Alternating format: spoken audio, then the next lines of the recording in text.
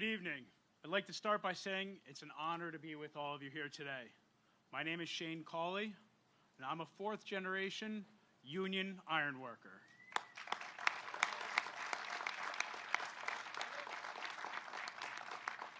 I was born and raised right here in Scranton. Not Green Ridge, but West Side. I'm a proud member of Ironworkers Local 404, and I've worked on many projects all over the Northeast during my 15 years in the trade. I'm a married man and the proud father of two daughters, ages 14 and 2, and a 4-year-old son. I'm invested in my community, and I serve as the township auditor in Ransom Township, and I'm a proud member of the St. Patrick's Parade Day Association of Lackawanna County. President Biden's Build Back Better agenda is important for working families just like mine, in Pennsylvania and across the country. We work hard for every dollar that we earn, but some days it feels like the odds are stacked against us. The historic infrastructure investments in the bipartisan infrastructure deal would put food on my family's table for years to come, but President Biden's broader vision would go further. The Build Back Better Act addresses the rising cost of both child care and elder care, which would help ensure that both my young son, my daughters, and my aging parents are taken care of with dignity, grace, and understanding. My wife is going to school for nursing, but with 3 kids and both of us working, it's tough to find enough hours in the day. Joe Biden's American Rescue Plan gave us an expanded child tax credit, which helps us to cover the cost of 2 weeks of child care every single month. This has given my wife the flexibility to devote more time to her studies. President Biden's Build Back Better Act would extend the child tax credit and invest more in child care, helping my family and families just like mine. With this help, my wife and others like her will be able to pursue their passion for helping others and fill a role in healthcare that our community desperately needs right now. My wife and I have talked about the possibility of having more children one day, but like millions of Americans, I only get paid for the days I lace my boots up and go to work. I have 0 paid time off for the birth of a new child.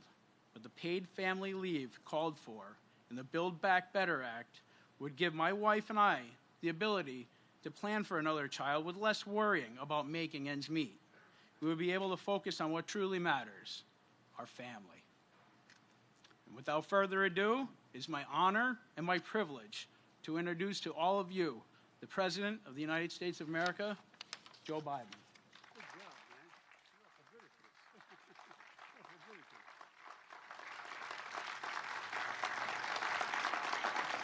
Hello, hello, hello. It's good to be home. Thank you all. Please be seated. I just want you to know we have a tradition in the Biden-Finnegan family. When you see a relative, you go see them first. These are my relatives in the front row here, I want you to know. And spent an awful lot of time across from St. Paul's Church at my Uncle Jack Finnegan's house. His daughters are here, and he taught up at the U. And I just want you to know that Amtrak is here. They can tell you that you should name half the line after me. I am the most railroad guy you're ever going to meet. 2,100,000 miles on Amtrak. Hear me now? Not a joke. What happened was, when you are a president or vice president, they keep meticulous mileage of when you fly an Air Force aircraft. And so about, I guess it was 7 years in to my tenure as vice president. And I used to always like to take Amtrak home on Friday. I tried to go home and see my mom, who was living with us at the time after my dad passed, and I'd try to get home. And the Secret Service are wonderful. They're the best in the world. they never liked me taking Amtrak because it stops too often and too many people can get on and you don't know. And but I also there was, it turned out I was about number 3 in seniority on the road at the time. If you did now, well, in terms of actual time on the road, and a lot of the folks in Amtrak became my family. Not a joke. I'd ride every day. I commuted every single day for 36 years as Vice President of the United States. After my wife and daughter were killed, I went home to see my family, never stopped doing that. And so Angelo Negri was from, you remember Ange? Ange came up to me one day when they just had announced that I had flown 1 million some X number of miles on Air Force aircraft. And Ange comes up, and I'm getting in the car, and he goes, "Joey, baby, what are you?" And I thought the Secret Service was going to shoot him. I said, no, he's good, he's good. It's a true story. And he said, "I just read, big deal, whatever it was, 1,200,000 miles, Air Force. You know how many miles you did Amtrak?" And I said, "No, Ange, I don't have any idea, pal." He said, "Let me tell you, we were at the retirement dinner." And he said, "We added it up. You averaged 100, I think it says 21 days a year. 121 days a year, 36 years, plus as vice president, boom, boom. You have traveled over 2 million miles, Joe. I don't hear any more about the Air Force." But in the Build Back Better plan, I got more money for passenger rail than the entire Amtrak system cost to begin with. We're going to change the nation in a big way. Shane, I want to thank you for that introduction. I really do. And Madam Mayor Page, you've done a great job, a great job. No, I really mean it. I'm a big fan. And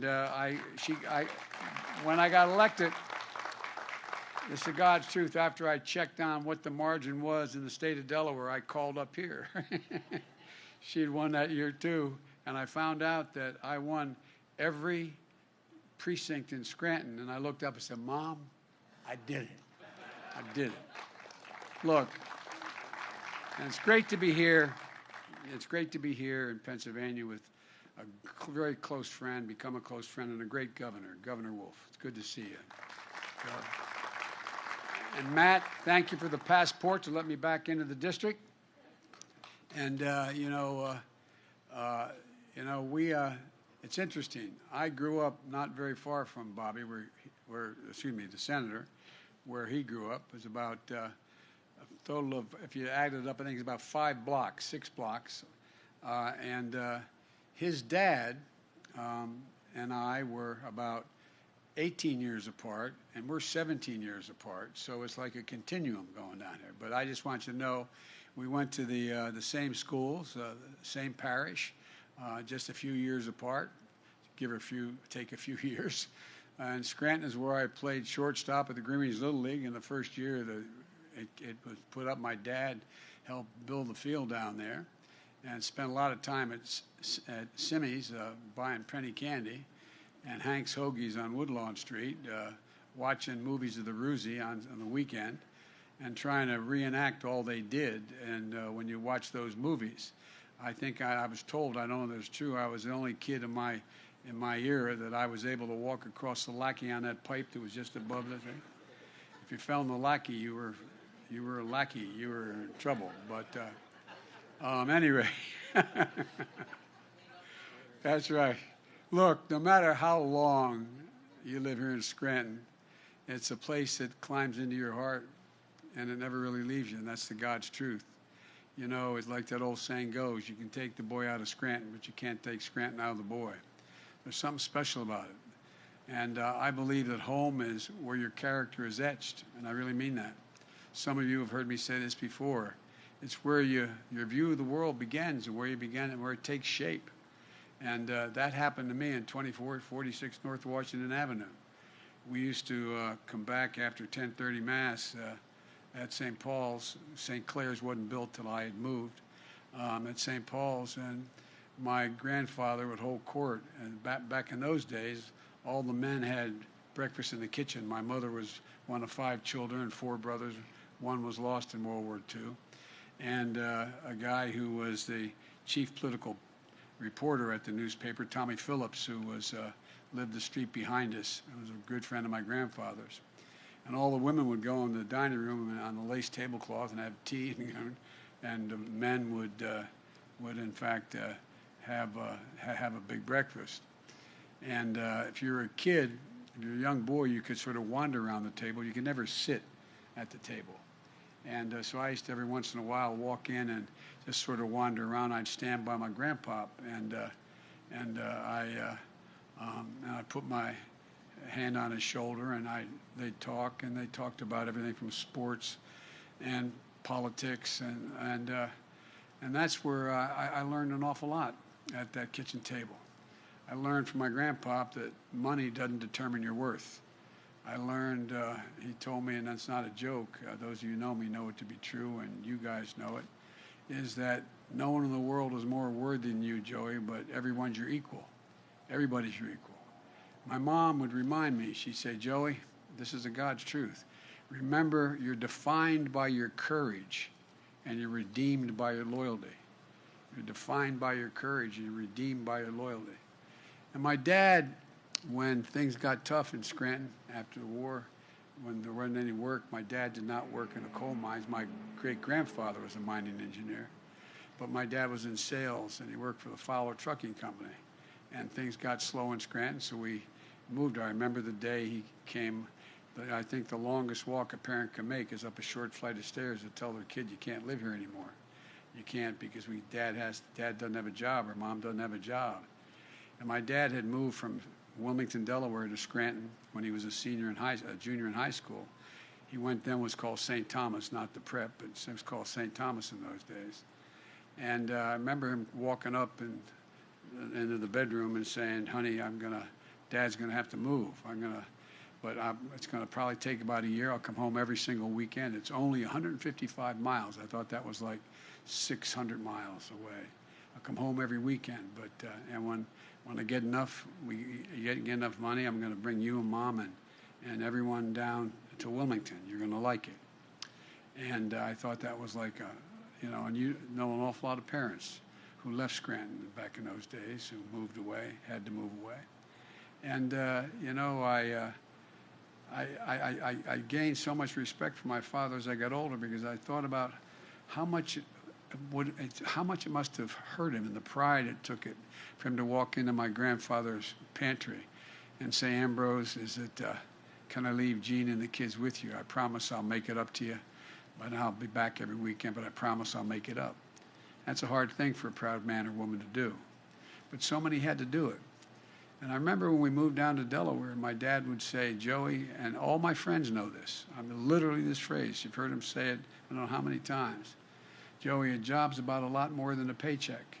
It's about your dignity. It's about respect. It's about being able to look your kid in the eye and say, honey, it's going to be okay. And think about it. Think about what it is. It means a lot more than just whether you get a paycheck. It defines who you are in his mind. And I learned that at the kitchen table in Scranton, a place where you take care of one another. And as I said, my mother, I used to stutter badly when I was a kid. If Tommy Bell and Charlie Roth and all of my old friends were here at St. Paul's, my nickname was Blackbird. It was bye-bye Blackbird. It wasn't meant as a compliment. And I wasn't very big, but you could beat me, but I'd hurt you. You think I'm kidding? I'm not. And but it's one of those things that I was fortunate because the people I was surrounded by, our neighbors in Scranton as well, that people stuck up for you, stuck up for one another. And my mother used to say, and I never quite understood, remember, Joey, look at me, Joey. You're a Biden. Like I'm a DuPont or something, I swear to God, you're a Biden. Nobody is better than you, and everybody's equal to you. Nobody. The point I'm making is, the truth is, Scranton isn't my home because of the memories it gave me. It's my home because of the values it gave me. So when I ran for president, I came back to Scranton. I started here in Scranton. And I resolved to bring Scranton values to bear, to make a fundamental shift in how our economy works for working people, to build the economy from the ground up and the middle out, not from the top down. I've never known a time when the middle class has done well, the wealthy haven't done very, very well. I've never known such a time. So I'm here today to talk about what's fundamentally at stake right now for the families and for our country. For most of the 20th century, we led the world by a significant margin because we invested in our people. We invested in ourselves, not only in our roads and our highways and our bridges, but in our people and our families. We didn't just build an interstate highway system. We built a highway to the sky, to outer space. We invested to win the space race, and we won. We're also among the first to provide access to free education beginning back in the late 1800s, early 1900s. We invested in our children. Does anybody think today, if we were making that decision for the first time, we'd say 12 years is enough in the 21st century? 12 years is enough? It's not. But back then they did, and it's the reason why we leapt ahead of the rest of the world. Not a joke. We became among the best educated countries in the world. But somewhere along the way, we stopped investing in ourselves. America is still the largest economy in the world. We still have the most productive workers in the world and most innovative minds, but we risk losing our edge as a nation. You know, our infrastructure used to be the best in the world, not a joke, the best in the world. Today, according to the World Economic Forum, we rank 13th in the world in terms of infrastructure. Our roads, bridges, highways, internet, the whole works. 13th in the world. We used to lead the world in educational achievement. Today, the Organization for Economic Cooperation and Development in Europe ranks America 35 out of 37 major companies when it comes to investing in early childhood education. And talk about an equalizer. The greatest equalizer in the world. Well, the great university has done studies the last 15 years. You give a kid, no matter what the kid's background, from a broken home, from a home where mom or dad didn't go to school or whatever, and you put them in school in third grade, you increase by 50% school, not daycare. You increase by 56% the chance that they'll complete 12 years of school and build confidence. What's education all about? It's about building confidence in a child. It's about giving them the tools to do something. We can't be competitive in the 21st century economy if we continue to slide the way we have. That's why I resolved that we have to once again build America from the bottom up and the middle out. Again, not the top down. And by the way, I'm a capitalist. I think if you can be a millionaire or a billionaire, fine. Just do your fair share. Just do your fair share. You know, trickle-down economics has always failed. It hadn't built this country. You know who built this country. Like the young man who just introduced me. Union people, people who in fact can make a decent hard wage, build the country. It's not hyperbole. I mean it from the bottom of my heart. That's why I proposed two critical pieces of legislation that are being debated back in Washington. Now, there's some really smart national press with me today, and they have understandably believed that there's no possibility of my getting this done. This has been declared dead on arrival from the moment I introduced it. But I think we're going to surprise them, because I think people are beginning to figure out what's at stake. You know, when I use the phrase Build Back Better, it's being used internationally now. I got the G7, the largest countries in the world, to agree that we're going to have a Build Back Better world. And we're going to invest and we're going to build around the world the democracies and ability so the rest of the countries don't fall prey to those like the Belt and Road Initiative out of China and other initiatives where there's, I'll do something for you if you give me. If you give me. Folks, look, these bills are not about left versus right or about moderate versus progressive or anything that pits one American against another. These bills are about competitiveness versus complacency. They're about expanding opportunity, not having opportunity denied. They're about leading the world and continue to let the world or let it pass us by. And by the way, they will not increase one single penny of the deficit. They are fully paid for. And all Wall Street points out they will grow employment by tens of thousands of people. Tens of thousands of people. 17 Nobel laureates spontaneously, Nobel laureates in the economy, sent me a letter 3 weeks ago saying it will also reduce, not increase inflation. Here's what these initiatives are all about. First, the infrastructure bill.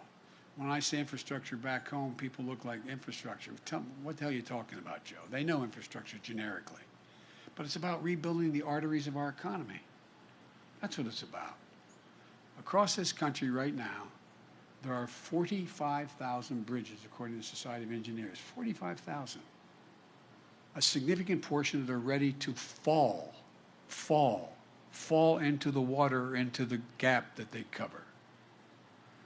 There are 173 miles of roads in poor conditions that have to be built up, including more than 3,300 bridges and over 7,500 miles of highways here in the state of Pennsylvania that need to be repaired and built. Increase timing and commerce. We're going to put hardworking Americans on the job to bring our infrastructure up to speed. Good union jobs, not $7 an hour or $15 an hour, but prevailing wage, a wage you can raise your family on. You can look at your family with pride. Jobs that can't be outsourced. Jobs replacing lead water pipes like you have here in the Scranton area. Kids getting brain damage because of the ingestion of lead. Clean water all across America. We're going to replace every single lead pipe in the nation. Again, creating jobs, but doing more than that. Increasing the health and well-being of our children. 44,000 schools are in a position where they have lead pipes. You send your kid to the water fountain, you got to wonder about it. Jobs laying thousands of miles of transmission lines and building a modern energy grid. Folks, we're in a situation now where you see what's happening. I've flown all over this country since coming in. You realize more of our land has been burned to the ground in the West and the Northwest than the entire state of New Jersey. Every single square mile in New Jersey, more has been burned down this year in the West because of climate change and because of electric utilities failing, wires falling. We know if we can put these wires underground, we increase exponentially the service, but it costs a lot of money. We have to do it. We know that if we, in fact, allow people to be able to store, we have this incredible energy. I've visited one of the largest solar fields in America. It's in the Southwest. Guess what? You can transmit all that energy enough to really light up half of the state of Nevada. But guess what? How do you transmit it? What lines do you put it over? Do we have the capacity to do that? We have the engineering capacity, but do we have the will to do it? And imagine what that does. You realize we had $90 billion in loss this calendar year because of natural disasters? $90 billion? Jobs. Making sure there's a high-speed internet, affordable and available anywhere. Everywhere in America, including for nearly 1 in 6 families who go without internet. You saw what's happened when we've had this COVID. Try teaching from home. How many people do you see out in McDonald's parking lots with their kids in their cars because they get access to the internet to be able to help the kid in school? What are we doing? This is the United States of America, damn it. What are we doing?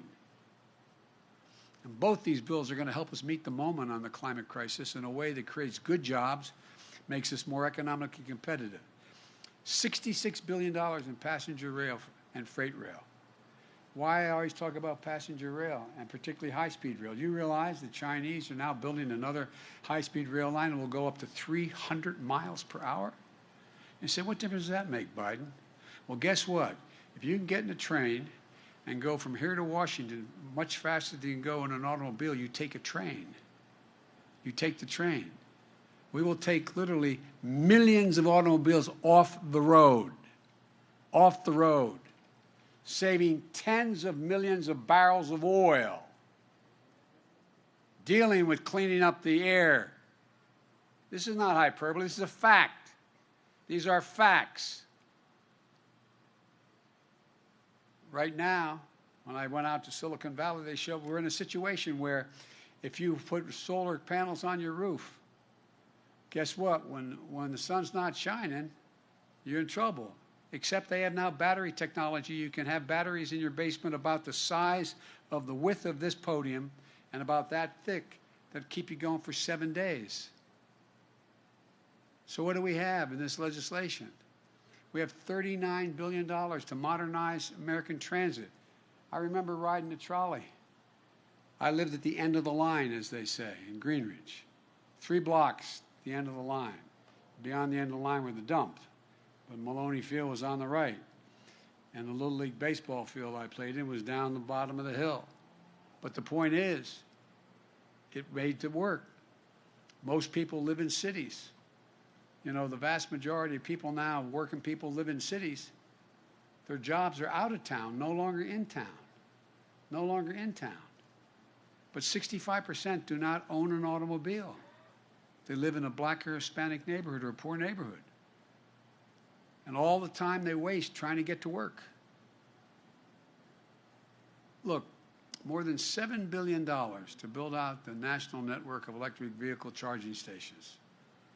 The way my grandpa got up here, my grandpa Biden, who died in Mercy Hospital of an aneurysm when he was 46 years old, 2 months before I was born in Mercy Hospital, he was with the American Oil Company. He was up here opening up gas stations in that's how he got here. This was 1942, late 42. Well, guess what? The same thing happens. We build these charging stations. What happens? Communities build up around them. You get everything from the figurative McDonald's or the Dunkin' Donuts to the drugstore. And $21 billion for environmental cleanup and remediation. Look, it means putting people to work in good jobs, prevailing wages, capping hundreds of thousands of abandoned wells in southeastern Pennsylvania and Ohio. Get the same salary that you paid the mine worker to dig the well. They've got to be capped. We have thousands of them need to be capped. In addition to that, we have methane leaks that are all over, and you understand in Pennsylvania about that. But guess what? It increases the health of the community, provides good paying jobs. My plan also makes historic investment in clean energy, including a tax credit for people to do things like winterize their homes, install solar panels, develop clean energy products, help business produce more clean energy. It's real. I promise you. I won't be around to see it, but I promise you, your kids are going to see a time when they're not, in fact, generating any energy from the homes here in Scranton other than renewable energy. Not a joke. And by the way, one of the things the President put me in charge of, I want to be clear here, President Obama put me in charge of when I was Vice President. I was able to invest in that legislation that I put together. We brought down the price of solar and wind cheaper than coal and cheaper than oil on a BTU basis. It's cheaper. Coal built this town in this part of the country. But we got to provide other avenues for people to make the same kind of living they used to be able to make. Look, all told, I just said this project is going to save literally hundreds of millions of barrels of oil annually. But folks here in Pennsylvania know the cost of inaction when it comes to climate change. Extreme weather has cost this state $10 billion over the last decade. And nationally, as I said, extreme weather conditions cost $99 billion last year. And I flew over all this territory in helicopter, in Marine One, not a joke. See it. See reservoirs that are down 60, 80 feet. Concerned about the Colorado River, whether or not we're going to be able to keep things moving. Not a joke. It's real. This is serious stuff. And so, you know, it's not going to ease up on its own. We have to invest in our resilience. Building roads higher. When I say build back better, we're the only country in the world, historically, that's gone through a crisis and has come out at the other end better than before the crisis hit. That's who we are as Americans. Not a joke. Think about it. From those of you who teach history, think about it. We come out better than it was before because we don't give up. We invest. We trust our instincts. And so that's what I'm talking about. You know, we need stronger levees, stronger power grids, more durable, able to withstand ever-increasing ferocity, intensity of extreme weather. Any road, it used to be you have a catastrophe and the road gets washed out, you build it back to what it was before. You can't build it back to the same standard. You've got to build the road back literally higher. Not a joke, because the weather has already changed. And if we don't do something before we reach 1.5 degrees Celsius, we're in trouble. Look, we haven't passed a major infrastructure bill for decades in this country. Last 4 years, you'd hear every month is, infrastructure month. Didn't do a single damn thing. Nothing. I mean nothing for 4 years. We can't afford to sit while other countries pass us by. We're going to breathe new life into the economy and our workforce. And here's the deal. These jobs that we're going to create for people who are too often left out and left behind. The vast majority of the jobs in my infrastructure bill don't require a 4-year degree. 98% don't require a 4-year degree. Guess what, though? It's the ultimate blue-collar, middle-class renewal. Real, serious work. It needs to get done. But folks, it isn't enough just to invest in our physical infrastructure. We also have to invest in our people, which we always did. We invested in our people. That's why the second bill is the so-called Build Back Better plan. And here's what it does. It takes education. As I said, when America made 12 years of public education standard a century ago, it gave us the best educated, best prepared workforce in the world. And you saw what happened. Think of what happened after World War I and how America moved. Because we were the best educated overall country in the world. And we led in the 20th century. But as I said earlier, we know that 12 years is not enough any longer to compete in the 21st century. Study after study shows that earlier our children begin to learn, the better for themselves, their families, and for the nation. You know, you all know the statistics, and some of your teachers and your husband used to talk to me about this, and it was really basic, that if you come from a home where the mom or dad have books on the shelves and on the coffee table and read, and you come from a home where mom or dad can't read or has a 6th grade education or has a little difficulty, the child coming from that middle-class home is going to have heard 1 million more words spoken, not different words, spoken, than the child coming from a middle-class home. And that's because, look, what do you all do? You all know with your children and grandchildren. You start talking to them when they're in the cradle. You engage them. They're the people who sit at the dinner table and still talk. They're engaged. So many homes, mothers or fathers don't have the capacity or inclination to do that. But right now, what are we doing? We're lagging behind. Today, only about half of the 3- and 4-year-olds in America are enrolled in early education at all. Germany, France, the UK, Latvia, their number is over 90% of the children. It's not just early education. According to one study, we rank 12th among advanced economies when it comes to percentage of our young people who've attained any sort of post-high school degree. Ranked 12th in the world. The Build Back Better plan gets us back on track. We'll make 2 years of high-quality preschool available to every child in America. Every child. And we're going to make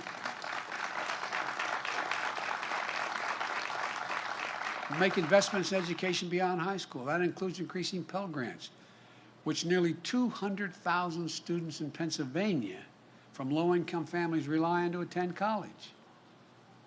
We're going to increase it by $500 up to so it becomes $1,900. The bill invests in our workforce, providing much-needed breathing room for families. My dad I remember when we moved to Wilmington.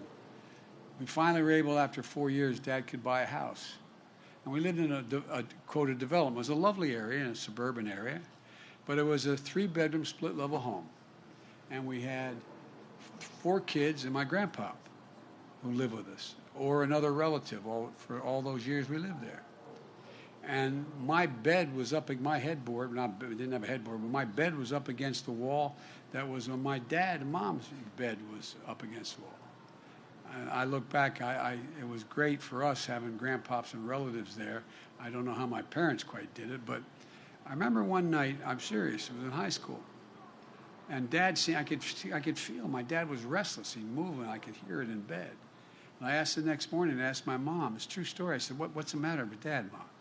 He said, he got bad news, honey. His company just said they're no longer going to pay for health insurance.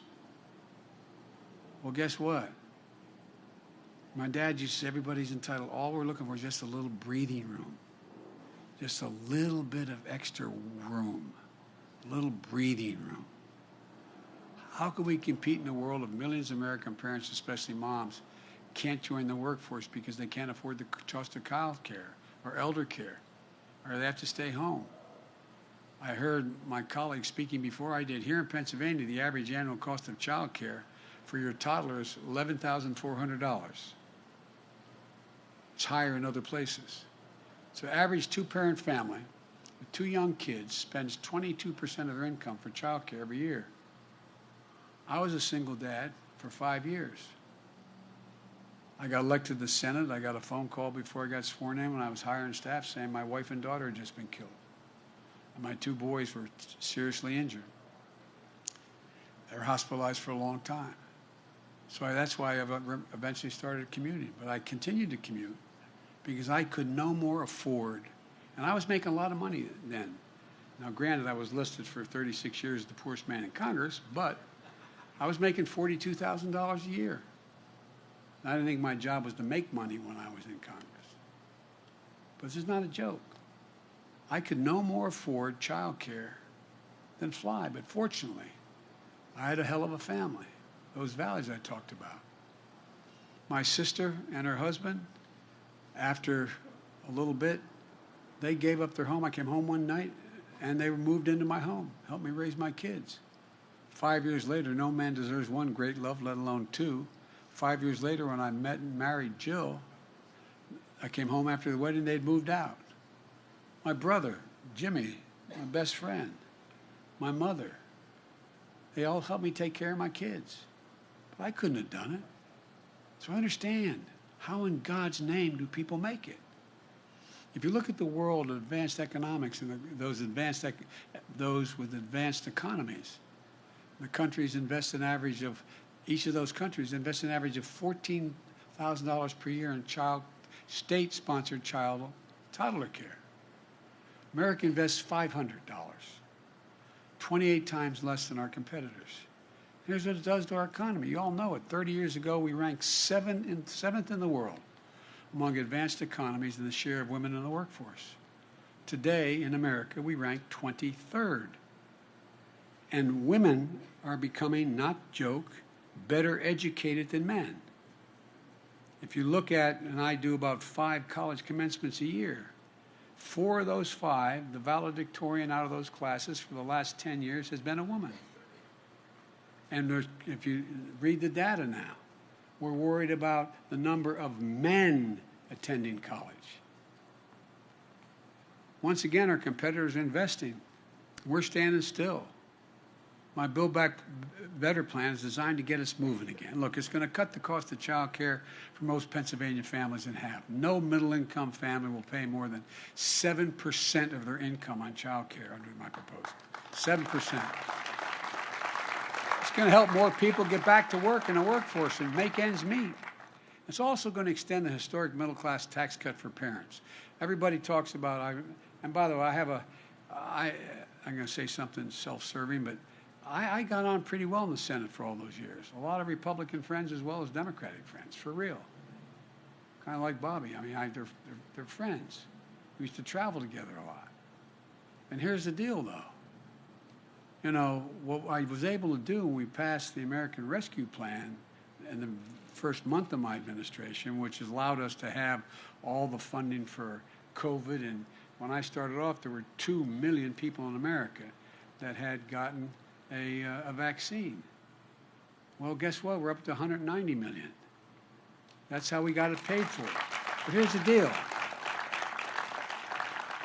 What it meant was What it meant was that, you know, right now, there's a whole new attitude that's out there. How do we not invest? So in that act that we passed, we provided for a child tax credit. And you heard my introducer speak to it.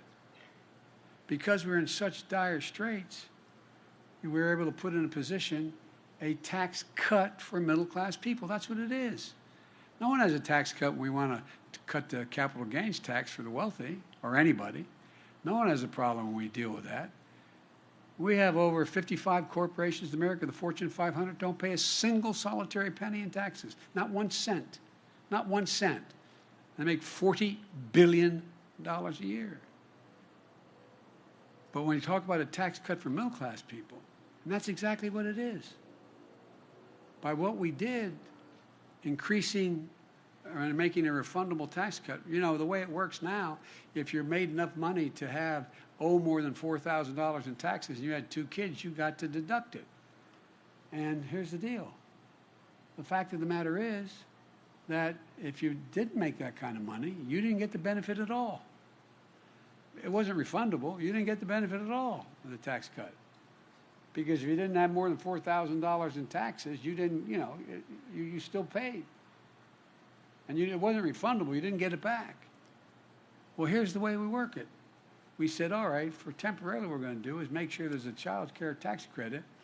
If you had 1 kid under 7, you get $3,600 a year.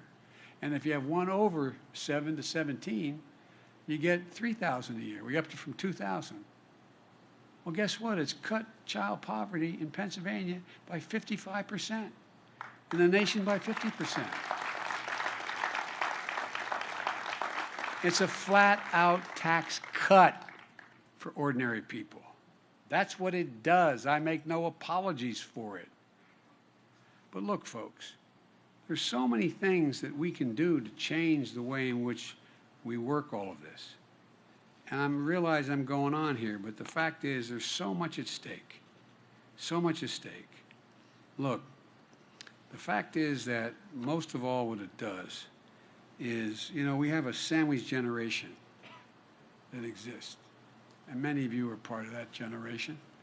You have a mom or dad needs some help as they get older, and you have a child that needs some help if you're going to be able to be in the workforce. And it's hard as hell. Hard as hell to make it work. You got to give these folks a little bit of breathing room. The single greatest champion for elder care in the United States of America is this guy right here, Bobby Casey. Not a joke. Not a joke. The way it works right now, if you qualify for Medicaid, you have to have a lower income to qualify for Medicaid, not Medicare, Medicaid. There are 820,000 seniors, people with disabilities who are on Medicaid on a waiting list to get home care, which they're entitled to. How many families are living this story? Your parents get older, they need some help getting around the house, making the meals for themselves, don't want to put them in nursing homes, not only because of the cost, but because of a matter of dignity. They do better, they live longer if they can stay in their own home. But you also don't have the time or the money to take care of them at home to do it. So you're just looking for an answer. So your parents can keep living independently. And if they hold here a second, one of the things that is important, think about this. In order to get into that nursing home, you got to sell everything you have. You can't have any private property. You have to empty your bank account. You have to do it all to move in a nursing home. I'm not saying nursing homes aren't valuable. They are. They're extremely valuable. But that's not where I remember my uncle was moved in with his wife into a assisted living center, and the folks who had built the facility, it was a lovely facility in Delaware, asked if I'd come and speak on the opening of it. And we're walking out, and I said, "Mom, isn't this beautiful?" She looked at me and said, and she was then 76 years old, she said, "This is for old people, Joey. Not for me." But think about it. For millions of families, this is the most important issue they're facing. It's personal. It's personal. And Bob Casey gets it. When Bobby fights for something, he never gives up, in case you haven't noticed. So here's what we're going to do. We're going to expand services for seniors so families can get help with well-trained, well-paid professionals to help them take care of their parents at home, to cook a meal for them, to get them their groceries when they need to get groceries, to help them get around, to just put in railings on their home. My mom lived with me. She moved in with me. We finally talked her into doing it. And guess what? My sister takes her up. You remember this.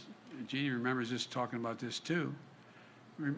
She takes her up to get her prescriptions, drives her back, gets out of the house, and it was this little home off of our home. It was, she wouldn't physically move into the house, even though we'd done the whole thing over for her. And she's just standing there and moves and breaks her hip.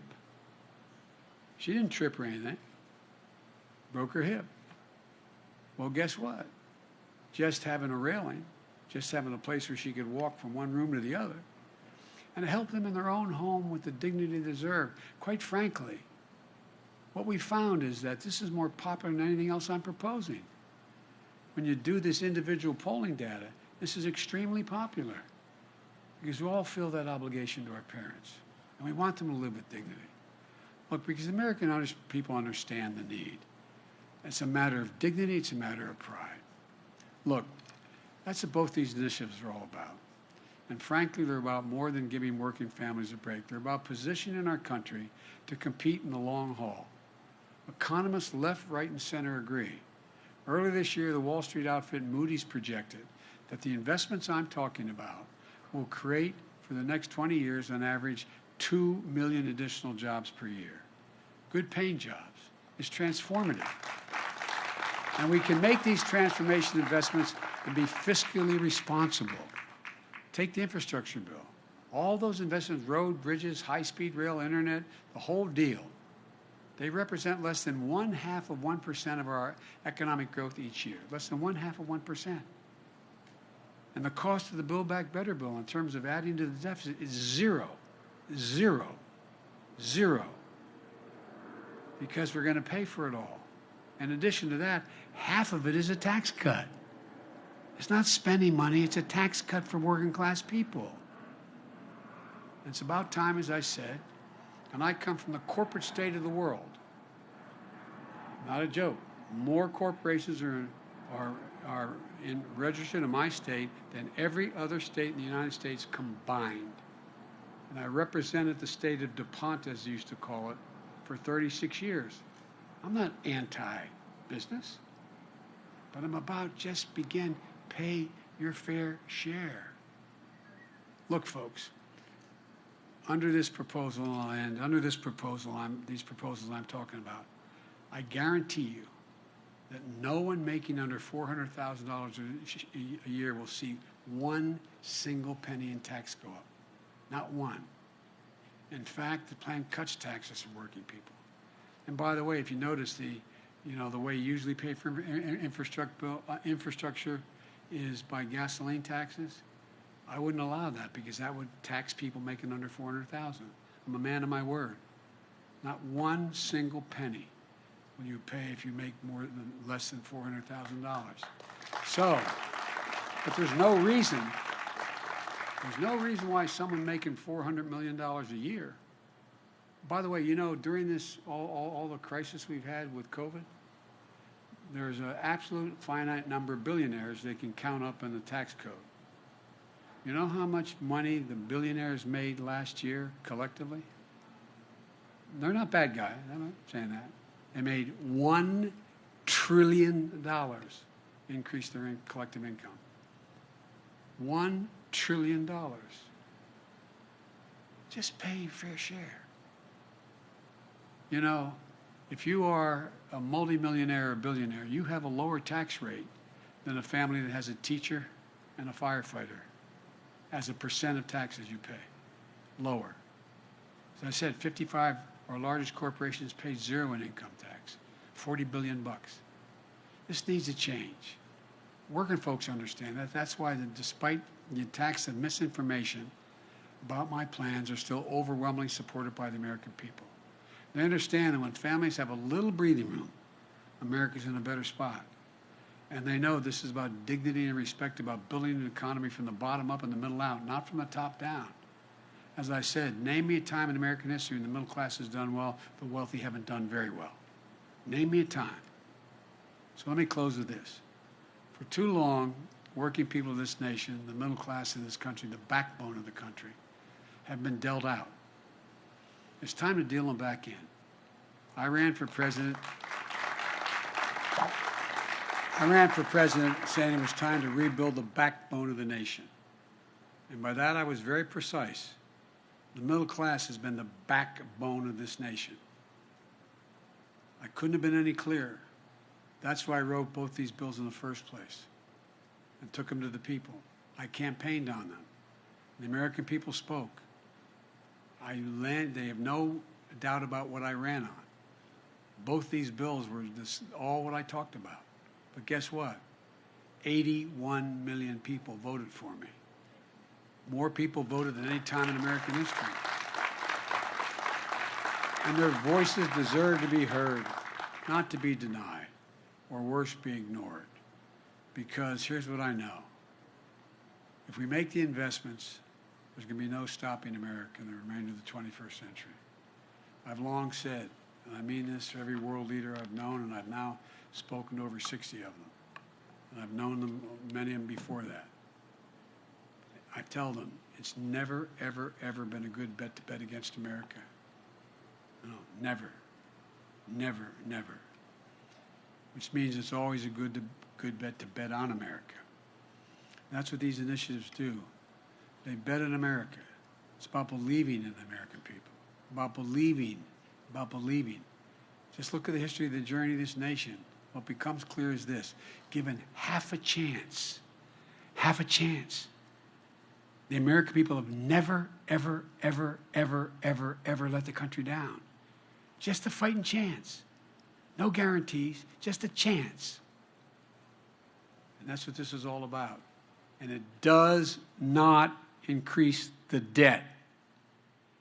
When you talk about the number, we shouldn't even talk about the numbers because it's all paid for, written in the same piece of legislation.